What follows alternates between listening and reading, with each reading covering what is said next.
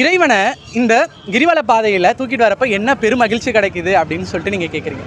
ஒரு தேர்வு எழுதின மாணவன் எப்படி தேர்வில் தேர்ச்சி பெறானோ அவனுக்கு என்ன சந்தோஷம் கிடைக்குமோ அந்த சந்தோஷத்தையும் சொல்லலாம்.